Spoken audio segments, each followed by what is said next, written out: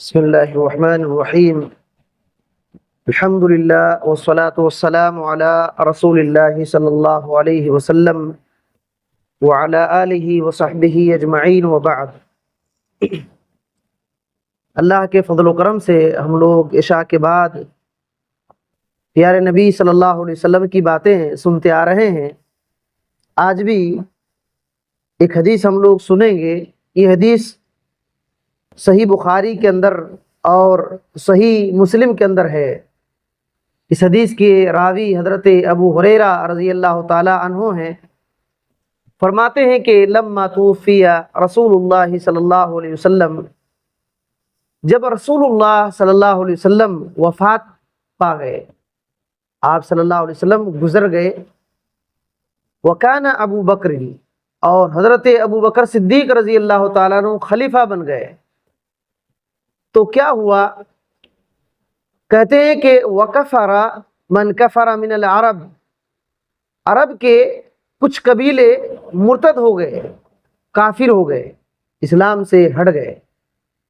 عرب کے کچھ لوگ اسلام سے ہٹ گئے، کافر ہو گئے، مرتد ہو گئے، دین سے نکل گئے۔ تو حضرت عمر رضی اللہ تعالی عنہ حضرت ابو بکر صدیق رضی اللہ تعالی عنہ کے پاس آئے اور کہا کیف تقاتل الناس وقد قال رسول اللہ صلی اللہ علیہ وسلم، کہا کہ اے ابو بکر صدیق رضی اللہ تعالیٰ عنہ، آپ لوگوں سے کیسے جہاد کریں گے، کیسے لڑیں گے؟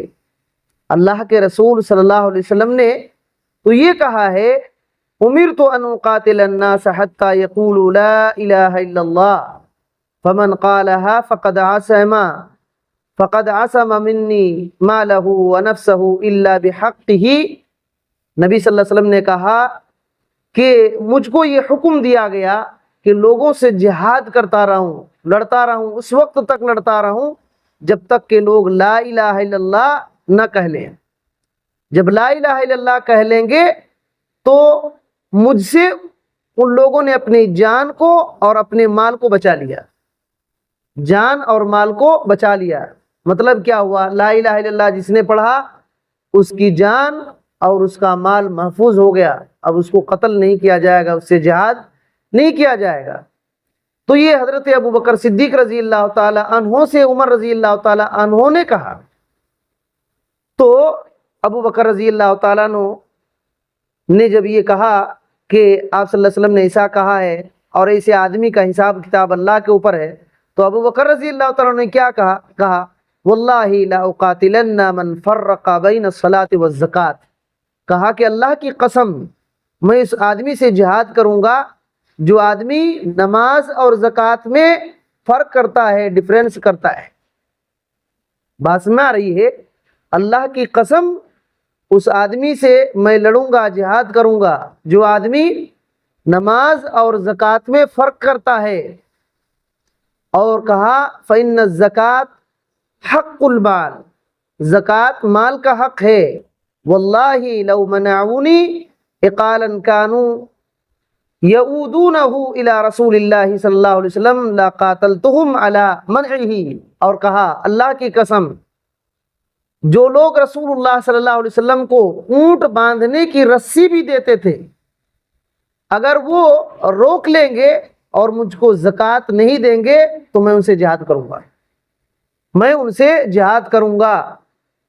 تو یہ کہا تو عمر رضی اللہ تعالیٰ عنہ نے یہ سن کر کے کہا فواللہ، اللہ کی قسم ما ہوا الا ان رأیت اللہ قد شرح صدر ابی بکر للقتال فعرفت انہ الحق۔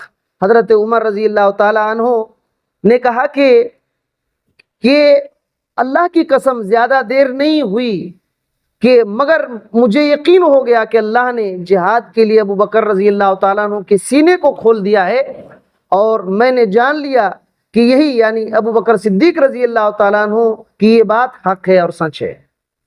یہ ایک حدیث ہے جو علم کے لیے سمندر کی حیثیت رکھتی ہے۔ حدیث اللہ اکبر، بہت کچھ باتیں ہیں، اگر اس کی شرح کرتے رہیں تو کئی گھنٹوں نکل جائیں گے، لیکن افسوس کی بات ہے کہ یہ مختصر سا وقت ہوتا ہے، اسی میں موٹی موٹی کچھ باتیں میں بتاؤں گا اس حدیث میں۔ اس حدیث کو ذہن میں رکھیے کہ رسول اللہ صلی اللہ علیہ وسلم کا انتقال ہو گیا، کچھ لوگ عرب کے لوگ مرتد ہو گئے، دین سے نکل گئے، اور یہ جو مرتد ہوئے تھے 3 قسم کے لوگ تھے، یاد رکھیے، یہ علمی نقطہ ہے کہ جو لوگ نبی کریم صلی اللہ علیہ وسلم کے بعد مرتد ہو گئے تھے عرب کے کچھ لوگ 3 قسم کے لوگ تھے۔ اس بات کو قاضی عیاض رحمۃ اللہ علیہ نے ذکر کیا، امام نووی رحمۃ اللہ علیہ نے مسلم کی شرح کے اندر ذکر کیا، امام قرطبی رحمۃ اللہ علیہ نے اس بات کو ذکر کیا کہ 3 قسم کے لوگ تھے۔ پہلی قسم کے لوگ وہ لوگ تھے جو مکمل دین سے نکل گئے، دین سے نکل گئے، اسلام کو چھوڑ دیے، اور مسیلمہ کذاب سے جا کر کے مل گئے۔ مسیلمہ کذاب اس وقت نبی کا دعویٰ کیا، مسیلمہ کذاب نے نبی کا دعویٰ کیا تھا، اس کو سچا مان لی کہ یہ نبی ہے، اسلام کو چھوڑ کر کے اس کو نبی مان لیا۔ اور اسود العنسی اس نے بھی نبوت کا دعویٰ کیا، اس کو دونوں پر ایمان لے آئے، اسلام کو چھوڑ کر اسے جا ملے، دونوں سے جا ملے، تو یہ کفر کیا، کیونکہ محمد رسول اللہ صلی اللہ علیہ وسلم کے بعد اب کوئی پیغمبر اور نبی نہیں ہے، تو ان لوگوں نے اس طرح کفر کیا۔ دوسری قسم کے لوگ وہ لوگ تھے جن لوگوں نے اسلام کا اقرار کیا لیکن صرف زکوٰۃ کا انکار کر دیا، صرف زکوٰۃ کا انکار کر دیا کہ ہم زکوٰۃ نہیں دیں گے، زکوٰۃ فرض ورض نہیں ہے۔ یہ دوسری قسم کے لوگ، اسلام کے ارکان میں سے زکوٰۃ دینا ہے، جو آدمی ایک بات کا بھی انکار کر دیتا ہے وہ کفر کرتا ہے، یاد رکھیے، وہ اب مسلمان نہیں ہے۔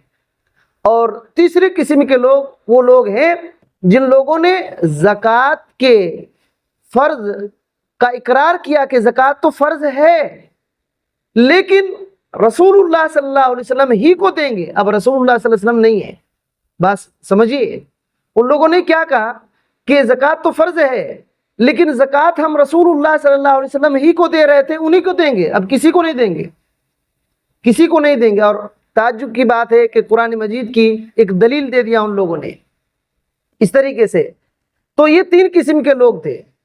حضرت ابو بکر صدیق رضی اللہ تعالی عنہ نے کیا کہا، اللہ کی قسم، جو لوگ نماز اور زکوٰۃ میں فرق کرتے ہیں ان سے جہاد کروں گا۔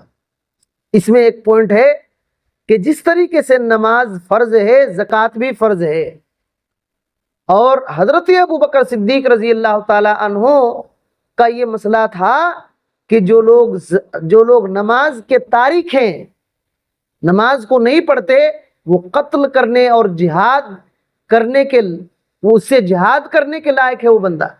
بات میں آ رہی ہے، جو لوگ نماز کو چھوڑ دے وہ اس سے لڑائی کرنے کے لیے حکم ہے۔ اسی وجہ سے کیا کہا، جو نماز اور زکوٰۃ میں فرق کرتے ہیں اسے میں جہاد کروں گا، اور قسم کھا کر کے کہا، قسم کھا کر کے کہا۔ اسی طریقے سے ایک بات یہ معلوم ہوئی کہ جس طریقے سے نماز کا انکار یا تو نماز کو چھوڑنے والا، اسی طریقے سے زکوٰۃ کو انکار کرنے والا اور زکوٰۃ کو نہ ماننے والا اسی طریقے سے کفر میں چلا جاتا ہے۔ اسی طریقے سے ایک بات یہ معلوم ہوتی ہے کہ حضرت ابو بکر صدیق رضی اللہ تعالیٰ عنہ کی علمی بصیرت بہت علم تھا، گہرائی کے ساتھ ان کو علم تھا، اور انہوں نے دلیل بھی دیا اس میں کہ میں قتال کیوں کروں گا۔ رسول اللہ صلی اللہ علیہ وسلم کو اگر رسی، اونٹ باندھنے کی رسی بھی دیا کرتے تھے اور آج انکار کرتے ہیں تو ان سے لڑائی کروں گا۔ اور حضرت عمر رضی اللہ تعالیٰ عنہ نے ان کے علم، ان کی بصیرت اور ان کی دور اندیشی کا اقرار کیا کہ حضرت ابو بکر صدیق رضی اللہ تعالیٰ عنہ جس بات پر ہیں وہ حق ہے، وہ حق ہے۔ اسی طریقے سے ایک بات معلوم ہوتی ہے کہ رسول اللہ صلی اللہ علیہ وسلم گزر چکے ہیں، وفات ہو گئی ہے، آپ صلی اللہ علیہ وسلم کا انتقال ہو گیا ہے۔ یہ صحابہ کرام کا ایمان تھا۔ اسی وجہ سے اس حدیث میں کیا ہے، توفی رسول اللہ صلی اللہ علیہ وسلم، رسول اللہ صلی اللہ علیہ وسلم وفات پا گئے۔ اسی وجہ سے کچھ لوگ مرتد ہو گئے تھے، اسی وجہ سے کچھ مرتد ہو گئے تھے، لیکن آج کتنے ایسے لوگ ہیں جو کہتے ہیں کہ رسول اللہ صلی اللہ علیہ وسلم وفات نہیں پا گئے، ابھی زندہ ہے۔ ان کا یہ عقیدہ صحابہ کرام رضوان اللہ علیہم اجمعین کی طرح عقیدہ ہے ہی نہیں۔ صحابہ کرام کیا ناٹک کر رہے تھے؟